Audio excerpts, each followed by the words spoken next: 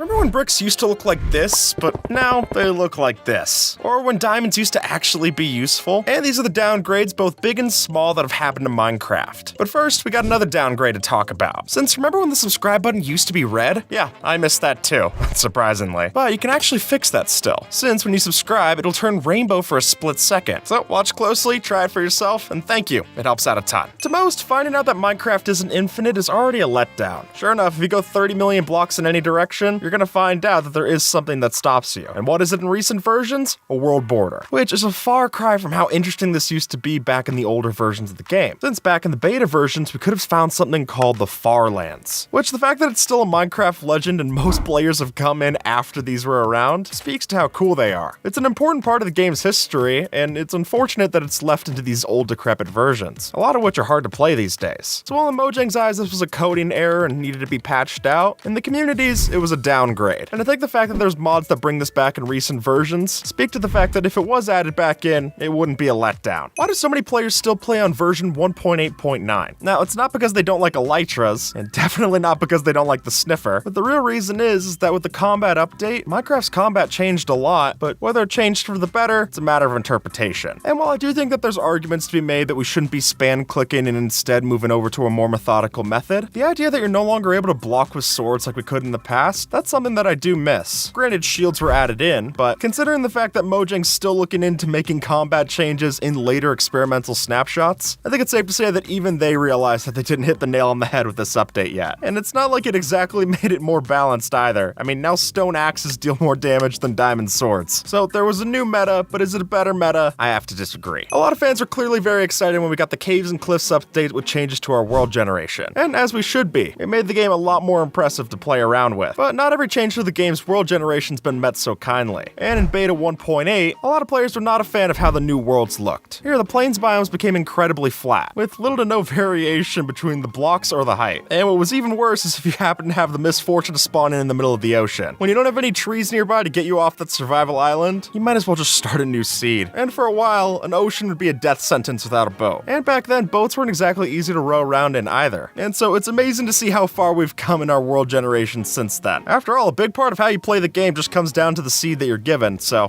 when so many of them ended up being rotten, you could see how this was a clear downgrade to what there was before. And while the Caves and Cliffs update did obviously make the worlds a lot prettier to look at, it did not make them faster to look at. And ever since about 1.18, for those of us on Java Edition, the performance has taken a huge dive. Sure, the worlds look a lot more impressive, but now you just get to enjoy them in Slideshow Edition. Oh, that's fun. And the fact that so many players have to play with something like Optifine or Sodium to be even able to play the game, that's pitiful. And I get it, Mojang's split between the two different versions for optimization, but when there's clearly options out there that can make this playable, it's a shame that none of those have made it into the base game. And instead, it seems like they just keep updating the game until all of us are eventually forced over into those third-party options anyway. Before we had wool blocks, we used to have cloth blocks, which functionally were the same thing, just a different name. But also, they had different colors as well. And while some of the color types have remained the same, I mean, we had blue wool the same that we have blue cloth, the different shades of those colors have been lost. And I think that's unfortunate. I mean, builders are always looking for more blocks to be able to build with, so getting rid of any of them, that seems like a rough deal. And if there was some way to craft our wool blocks, or maybe even dye them into these colors in newer versions, I think a lot of players would be a lot happier. At least for pixel art, it'd be nice to have a whole bunch of new shades. Just saying. Minecraft isn't a scary game, but here's how it got so much darker after 1.19. And no, it's not because of the ancient cities or the actual darkness effect that you get from the Warden. It actually comes down to the game's files, and specifically, what you're not allowed to do with them anymore. See, prior to version 1.19, we were able to go into the game's options text file and ourselves increase our gamma past its regular limit. So instead of having a brightness of 100, we could basically give ourselves permanent full bright. But now that's just not the case. Try to do this nowadays, and you're just gonna be stuck at the top brightness. It's pretty disappointing. I mean, speaking as someone who likes to record videos at full bright so that you can actually see it on a screen, it's unfortunate having to go and find a secondary mod to be able to do this. Is it a major inconvenience? No, we record with other mods anyway, but I also think that if you own the game, you should be allowed to do with it what you want. I mean, it's pretty obvious you're not doing something intended when you're going and changing the file. Why would you code it out? Just seems weird to me. Now, when you're playing Minecraft, you're probably not using a horse very much. I mean, ever since the Elytra, these have not seemed like the best inclusion in Minecraft. And while that itself is a downgrade, it doesn't seem like Mojang's done kicking the horse when it's dead. Since in between updates, Mojang actually changed the horse model to make it look a lot less detailed. And now if you take a look at the hooves of the horse or the actual snout, you'll realize it's quite a bit different. Now compare this to the skeleton horse, which I actually think got an upgrade in how it looks. bricks. And it seems even sadder. Now, I'm not saying they should have looked exactly how they looked in Mo Creatures, because that's a little too high-res of a texture for Minecraft, especially back then. But I don't get what made them choose to change the look this way. It just feels weird. If you used to play Minecraft back in the beta versions, then you're used to your hotbar looking a lot different. Since before beta version 1.8, the hunger bar did not exist at all, and instead, eating food would just help you to regenerate. And of course, since the game's full release, we've only had the hunger bar for a generation. Which, I'll be honest, when you see how quickly we were able to heal in some of these old examples, it does kind of feel like I'm missing out. Add on to that the fact that Minecraft does not incentivize you to play around with the different foods that you eat. I mean, get golden carrots and you're good for life. I just feel like there's more to do here than what was actually added in. Oh, and while we're at it, I also miss the old cooked pork texture, but that I will fully admit is just nostalgia talking. That I like outlines. Now, when you think of changes to Minecraft's cave generation, you're probably also thinking about the Caves and Cliffs update, which, don't get me wrong, that did that. And while that was obviously a very popular change, what was less so was the way that cave generation changed after 1.7.2, which caused a lot of players to not like how it was anymore. The older caves were confusing, but there was definitely a lot more to do. No one was calling them boring, they were calling them Swiss cheese. And I think that gives you a pretty good idea of how intricate they were. And in fairness, caving kinda has to be interesting, otherwise the only alternative is branch mining. And that is much more boring than any kind of Swiss cheese that we can get up to. And thankfully Mojang seemed to fix this with the other caves that we now have today. Minecraft bricks, even though they were added in pretty early on to Minecraft, are not that popular of a building block. And one of the reasons for that could be the change in texture. See, if you ask me, the old brick texture was much better, given a vibrant, colorful red brick. Nowadays you look at him and it just seems sad. At this point I just feel like I'm using dirt with a better blast resistance. And while I do think that we've seen some cool build hacks where you can use these inside of actual walls to make it look like it's eroding away, that's not to say anything's better about the texture. Actually, it kinda says quite the opposite. But both examples have never lined up in the brick texture like this, so at least they didn't downgrade that. It stayed equally bad. And a lot of the criticism that you hold against the bricks texture changes can also be said about oak planks. See, before the texture changes happened to Minecraft as a whole in 1.14, oak wood looked very much more distinct. And nowadays the texture's technically better defined, but it also looks blurry. And don't get me wrong, it's a lot better than the first texture for wooden planks. That was pretty much a mess. But I think even the original texture that Jasper tweeted out for this would have been a lot better than what we got today. It's definitely a lot easier to read. And honestly, I'm a little sad that we didn't get this. I would have just preferred not to know that it existed instead of being tempted and then not getting it. While other ores in Minecraft have been given more recipes and uses, hence giving them more value, Minecraft's most iconic ore, diamond, has really just stayed the exact same. I mean, one of the most notable changes for diamond is that now you can turn it into something better. That doesn't exactly seem like we're honoring how important it is. Add on to that the fact that you're able to get diamond tools much easier through villagers than actually going and mining, and really it seems almost pointless to try and go mining for some diamond ore. So if you've ever wondered why diamonds don't feel as special anymore, it's not because they've gotten worse, it's because everything around them's gotten better by comparison. It's a rising tide that did not lift this ship. Surviving your first night in Minecraft used to be a real challenge. That's because in the early days of Minecraft, nighttime was scary. But now, as many other people have pointed out, there's just too much in Minecraft that makes this not even a threat anymore. Not that it was that much of a threat if you were smart about it in the past. I mean, dig straight down, cover yourself up, you're fine. But with how often you're able to find villages and then find beds, we're able to instantly sleep through that scary night and not even have to worry about it. Not to mention that the game also incentivizes you to use a bed anyway, and not tough out the night, because of how annoying phantoms are. At that point, nights seem less scary and a lot more like an inconvenience. And in the same way that I wouldn't call traffic scary, I can't say the same for Minecraft anymore. When Minecraft changed the way that its ores looked, a lot of players were unhappy. Now I get it, the changes were made for colorblindness, and I don't even really want to speak on so much these regular ores. I will point out how, if they were trying to change ores to make them more appropriate for colorblindness, then why didn't the texture for the ancient debris change? Doesn't exactly pop from netherrack. I don't know. The fact that there isn't proper colorblind support options inside of Minecraft's accessibility menu anyway, that makes me feel like that would have been a way to change the textures and have a lot more players actually be happy. Though I will say if I have one grievance with the texture changes, it's that diamond ore between 1.14 and 1.17 got a lot more muddied and blurred out in its texture. Oddly enough, making it harder to read. Go figure. In the transition from Minecraft 1.12 to 1.13, Mojang removed numerical IDs for a lot of features in Minecraft. This was referred to as the flattening. And if you've ever wondered why a lot of technical players choose to play on 1.12, that's partially for this reason. Since back then, you were able to change the color of sand or concrete using only redstone, which is pretty cool. But this also got rid of helpful features like being able to have a water or lava flowing source, or a stagnant source. Both were in there as separate IDs. And I've always wanted to be able to hold a portal block in my hand like we can on Bedrock. Without these numerical IDs, that's just not possible. And it's unfortunate, especially as we're able to turn on admin developer tools inside of our creative menu. If we can have it debug stick, we can have this other stuff, is all I'm saying. As we briefly mentioned in this video, original Minecraft textures used to have bold outlines that made them pop a lot more. And it's hard to say that these original textures didn't look a lot more iconic. I mean, for one, they existed while the game was becoming the literal most popular game in the world. That helps to make it popular. But now, if you look at the newer textures, they're definitely a lot cleaner. And I would gladly hear out any argument that tells me that these are technically better made. I mean, for one, they're not programmer art anymore. You've got literal artists working on it. But looking better and fitting Minecraft are two different things. And so, for some of us old folks who've been playing it for so long, it does sometimes feel like a downgrade to look at the texture differences. Though that said, some have definitely gotten better. If I were to never look at the old Netherrack texture ever again, it would still be too soon. Outside of just the regular villager texture, the most iconic villager profession that's ever been in Minecraft was the librarian. But not this one. Sure, the book as a hat is pretty funny, but it's the original long white coat texture that became synonymous with Dr. Trayaurus in Dan TDM's Minecraft series. And that was just one of the many different coats that these villagers were able to wear, giving them a lot more color for sure. But in later updates, Mojang would remove this and instead give them other accessories that made it a lot more clear as to which villager did what profession. Which I'll fully admit is a fair reasoning, but come on, I don't think Trayaurus would caught on this much if he was walking around with a fez like this the whole time. There's something to be said about the old classics. Trap chests have never been that good at trapping people. I mean, for one, they have a bloody nose on the texture, so if you look at it for longer than a second, you can tell that it's gonna be a fake. But also, there's just better ways to trap people now. Observers and skulk sensors make everything basically trapped, so why would you even need to use this for that? But it did used to have a use, since in the past, the only way to be able to place chests next to each other like this was to alternate between regular and trapped chests. And this seemed like it would have been the solution until Mojang added in different wood-type variants for our chests. However, we didn't get that. A much more surprising feature that we got is just the ability to place chests next to each other regardless, which is great for chests and terrible for trap chests. And for tripwire hooks. I don't really have to craft those anymore. And considering there wasn't something else that made the trap chest more useful after, it's a shame that these got downgraded in such a way. In some of the oldest versions of Minecraft, it was possible that if you pressed the F7 key, you were able to take isometric screenshots, which are really cool to see. It's such a letdown that this feature doesn't exist anymore. I mean, don't get me wrong, there was plenty of times that it would glitch out and miss things out of the chunks. But also, look me in the face and tell me it wouldn't be cool to scroll through your feed and see your friends show off their builds in this way instead of just the regular FOV 30, full draw distance, shaders on. It would definitely stick out. And if I accidentally press this key to take a screenshot, it'd at least be funnier to look back at. Since when I just press a screenshot with F2, it looks the exact same as how I remember it. I'm not even getting a different angle. For a long time, fishing wasn't that useful in Minecraft. But when Mojang added in a treasure loot table and things like Luck of the Sea and Lure, our fishing hooks got a lot more useful, which also brought along with it the ability and need for AFK fish farms. And while those were a great way to get different resources in the past, especially when you could use one of these to get mending enchanted books as a treasure item, Mojang eventually decided they weren't really fans of having AFK treasure on demand. And so they changed it in 1.16 for the treasure loot to only spawn if you had a very specific set of circumstances for the body of water. And while there are farms to fix this nowadays, they're way more of a pain to build. I mean, the fact that I was able to memorize the design for the old fish farms speaks to how easy they were to build. You can carry all the materials for it in just a few item slots. And so while I get it for balancing reasons, you also can't look at it and call it a downgrade. At the very least, it was a nerf. Bone meal's a great thing, but it used to be so much better. Since in the past, you could immediately push a crop to its final stage, instead of getting a random buff like we do today, which made it a lot more hilarious to spam trees on your friend's lawn, but I get why it was fixed. It definitely was overpowered. This screenshot is illegal in modern Minecraft, and it's nothing to do with what's in the picture, but rather the picture itself. Since for only a brief time during Minecraft's history, there was an implementation where you were able to take 645 megapixel screenshots. And as Mumba put that into perspective, a 1080p screen is 2 megapixels. An 8K screen, that would be 33 megapixels. This $50,000 camera, that would be 400 megapixels. And Minecraft, still 245 bigger. That would have been a resolution of 36,450 by 17,700 pixels. And while you could only do this back in the beta versions, that might have been for good reason, because just one of these screenshots could take up 1.8 gigabytes of space. And most of the time, they didn't even work. And while I'm not saying I want to take screenshots that are that big, I do think that having the opportunity to take super high resolution screenshots in-game would still be an awesome feature. Or even just being able to change our screenshot resolution anyway, much in the same way you can do with Replay Mod. That would be a welcome return. That puts the power back in the player's hands, instead of accidentally filling up their hard drive when you press the F2 key. In a brief period between Minecraft 1.9 to 1.10, there existed a bug called piston translocation, which is that if the piston arm extended into you and then retracted, it could pull you up through the piston, which when that existed allowed for some incredibly fast and impressive elevators. I mean, really, the ways that this let you manipulate manipulate entities was pretty impressive. But now it just doesn't work the same. Not only was the bug patched out, but now if you have a piston push you down, it pushes you into crawling. And I think having some way for this feature to return would be really cool. Maybe even taking after this Reddit post and saying that it should be a translocator block. I don't know, I think it'd be neat. Back in 1.3, we could fit up to 60 cows in this hole. But now, thanks to entity cramming, that maxes out at 24. Which is a shame when you're trying to make an efficient farm, but it's definitely a lot more humane. The Rascal and the Tough Golem might not have won the mob vote, but they are still in Minecraft. Because in Bedrock Edition, there was a special free skin pack that was added in that would let you choose between different clothings for the 12 different skin, including the Rascal, the Sniffer, and the Tough Golem. So it's a far cry from the mobs actually being in the game, but it's a lot better than some of the other mob vote losers got, so I guess you take what you get. Back in version 1.3, Flint used to look 3D, and if you studied it closely, you could see that the item had a shiny texture to it. But all of that changed in Snapshot 18W43A, where the Flint item was changed to be a little bit more 2D, and that same shiny texture seemed to have gone away, making it look a lot less like a Minecraft diamond and a whole lot more boring. In older versions of Minecraft, it used to be possible to buy the Eye of Ender item, and this made the Cleric Villager indispensable for speedruns, considering that with this trade, you didn't even need to go to the Nether to get Blaze Powder for your Eyes of Ender. But during the snapshots for Java Edition 1.9, this did get balanced so that you couldn't just skip this integral part of the game, which is a bummer, but I think speedrunners are doing just fine without it. Before any other slab was added to Minecraft, the first of the bunch was actually a dirt slab. But even though it was the first, it never made it past any of the older versions, which is definitely a shame for builders, but with a texture like this, it might have been too distracting to build with anyway.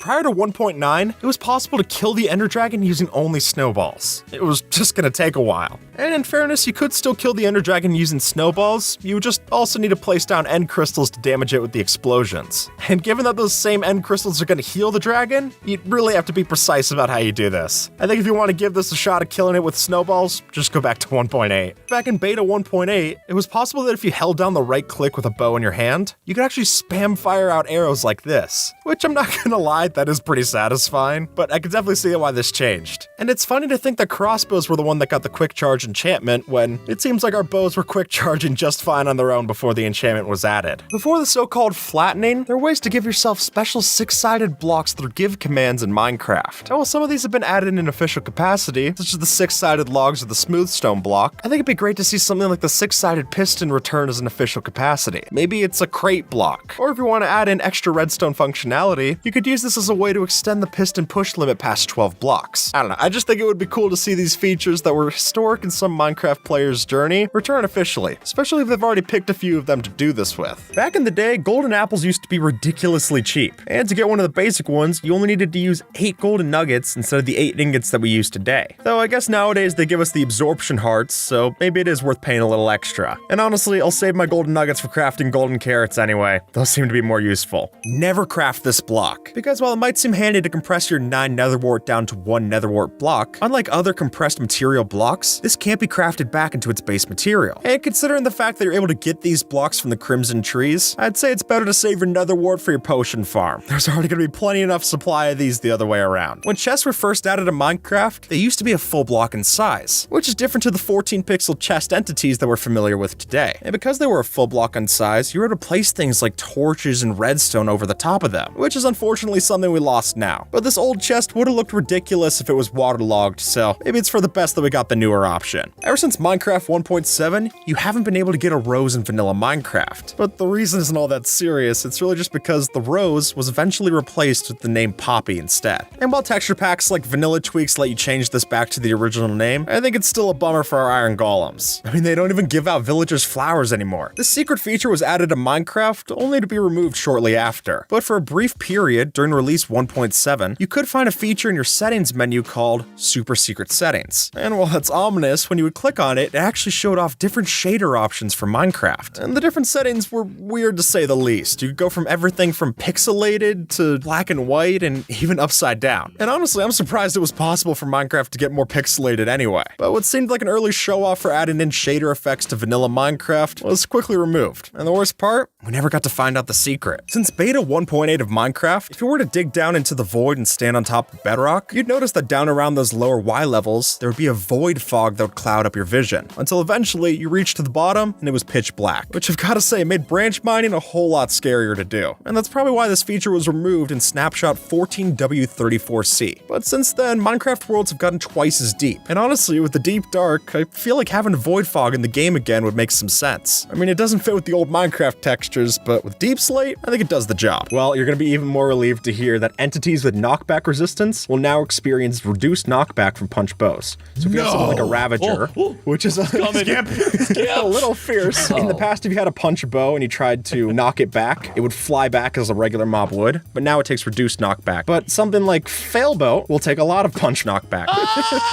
This is actually a change that I didn't even know needed to be changed. But now scaffolding burns for 1/4 of a smelt instead of 2. The original problem would be that if you crafted bamboo into scaffolding, you would actually get a very high return on your smelts. And all of a sudden you've turned 6 bamboo, which is like 1.5 smelts, into 12. I don't see anything wrong with that at all. Now, leaves are a transparent block. You're not supposed to be able to place torches on them. But back in Minecraft Alpha, if you changed your graphics setting to play with fast textures, then you could place a torch against the block, even if you were to change it back to fancy. But don't try to place it on fancy first, because then it would just crash the game. And while neither graphics option lets this work nowadays, you could always do it with the set block command. Here's how you get water in the nether. See, back in Java version 1.2 or older, it was possible that if you put ice in the nether, it would melt and then turn into a water source block, which was fixed in 1.3, but we would eventually get water in the nether once again through this snapshot with a glow lichen. Though that got fixed too, so it's definitely something Mojang's trying to keep an eye out for. When I say the phrase audio loops, what do you think of? Well, probably TikTok, but these actually existed in Minecraft well before TikTok was even a thing. See, if you go into the game's old files, you can find these dormant sounds that exist in the folder. And these were meant to play as ambiance in different locations, some of which will play here. Those being things like birds chirping, chimes that would play when you were in caves, and even adding in specific sounds for something like a waterfall, which makes it a lot more exciting than just seeing a 1-block water source hanging out of the side of a cave. Especially with all the changes that we got to world generation and the wild update in the caves and cliffs. And honestly, I would much rather have caves sound like this than the spooky cave sounds that we get otherwise.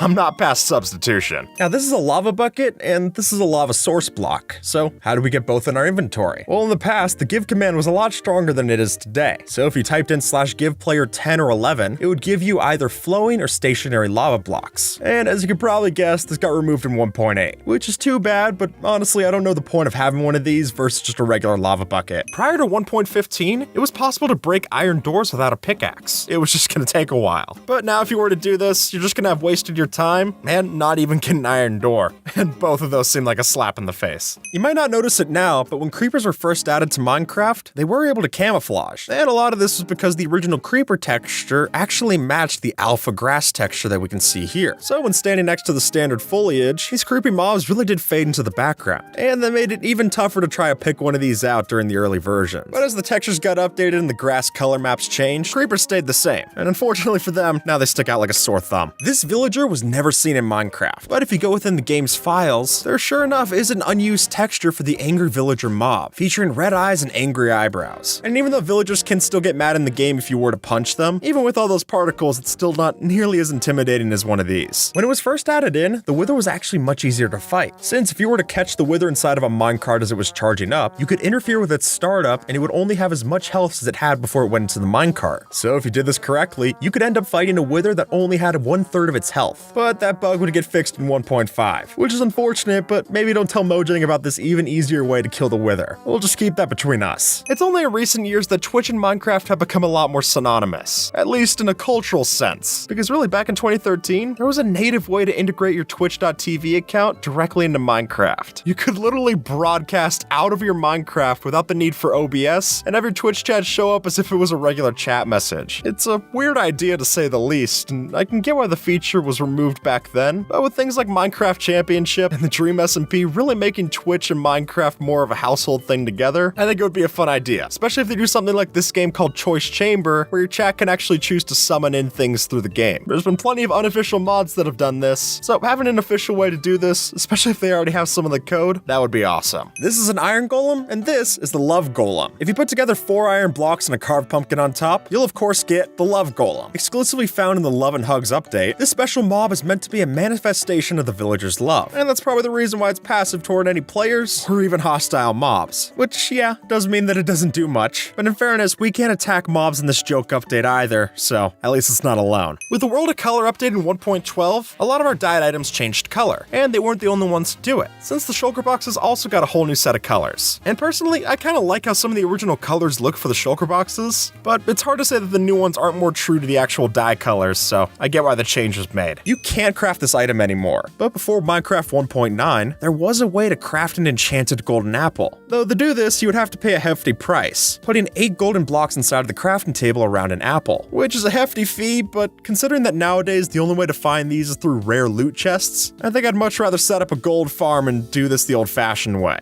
At least then it's a matter of skill, not luck. When dolphins were first added to Minecraft, they came along with a bug, which is that through special methods, you were actually able to equip armor onto dolphins. Granted, you wouldn't be able to see it since it didn't render on top of the mob, but if you tried to hit one of them, especially one with thorns, you'd notice that they'd actually have the armor and its effects. And then if you killed the dolphin, it even dropped the armor as well. But this was eventually removed and it hasn't been in the game since, which is maybe just to keep us from doing a cruel joke of giving a dolphin Frostwalker and watching whatever kind of horror unloads. Here's how you get infinite obsidian, at least infinite obsidian back in 2012. Since the system to make this was just using a standard cobblestone generator and then placing a piece of redstone dust where the cobblestone would form. And there you go, infinite obsidian. Though understandably this got patched out in 1.8. But infinite obsidian is still possible, you're just gonna need a wither and a whole bunch of nether portals. For a brief period in Minecraft Java, there was a time where you were able to craft both horse armor and horse saddles. And oddly enough, there was a unique item just for riding the horse with this saddle, meaning that even if you went through all the effort to get 5 leather and 3 iron ingots, you couldn't use this on a pig. And even stranger still, it could be stacked up to 32 in a stack, which again made it unique. But that didn't save this or the horse armor crafting recipes from getting patched out of the game shortly after. From version 1.8 to 1.13 of Minecraft, there existed a special option in the world building settings. Or should I say options, because when you clicked on this custom world builder menu, it allowed you to customize a whole bunch about your Minecraft world. Like the ability to change the sea level, the dungeon count, whether you had villages or not, and a whole bunch more. It makes a lot of sense for a sandbox game. Honestly, I'm surprised that it's been cut out entirely. But seeing the kind of horrors that you can generate with this world type, maybe that's for the best. Before the path block was ever added to Minecraft, our villages looked entirely different. And the reason was that these originally spawned with gravel roads instead. But ever since the grass path block was added in, you won't see any gravel show up in this way anymore. Which is weird when you see the grass path blocks out inside of the desert as well. Maybe it's just me, but I feel like gravel would have made more sense there. If you look at the original sprite file for the items.png that used to be in Minecraft, what you notice is quite a few items that were textured but never added to the game fully. And among those was the quiver, which had its origins in the Legend of the Chambered game that Notch had made prior. And more interestingly is that this wasn't just a forgotten thing, since on the 22nd of January in 2010, the texture was actually flipped to be a mirrored version. So they didn't forget about it, until of course they switched the way that Minecraft worked entirely with the resource pack update, and that meant we lost the quiver. That was until Dinnerbone tweeted out these 2 screenshots, one showing the quiver being used in survival, and another one showing it in the creative inventory. So it seemed like they even planned to add it in with the new tipped arrows. But again, after 1.9 fully came out, there was no mention of this anymore. But with inventory management being such a big problem for Minecraft, having a different way to hold extra arrows on hand without having to clog up your inventory, I think that's still worth exploring. This is dirt, and this is grassless dirt. But that's actually the point, since while there's no way to prevent a regular block of dirt from getting grass grown on top of it, the special grassless dirt variant allows map makers to actually have a variation of dirt that they don't have to worry about keeping it separate and quarantined from the other grass blocks. And now I know there is coarse dirt, but that itself has a different texture, which doesn't so much solve the problem as it does just brush it under the rug. And since this version of dirt already existed with old commands, I think adding it back in with the help of NBT data would be a nice middle ground for the more recent versions. Even though the allay made it into Minecraft during the Wild update, it was originally planned all the way back for the Nether update. Although back then, it would have been called the Wisp, and it would have had a much different look. Even when it was renamed to the allay and it was planned to be added in, there could have been different colors that we saw for the mob, which I'll say I'm disappointed that we didn't see. But you can find a yellow allay that shows up in the Minecraft Legends trailer, so I guess the idea is still there. And with that, folks, YouTube thinks that you might like this video, so see if they're right and have a good one, alright?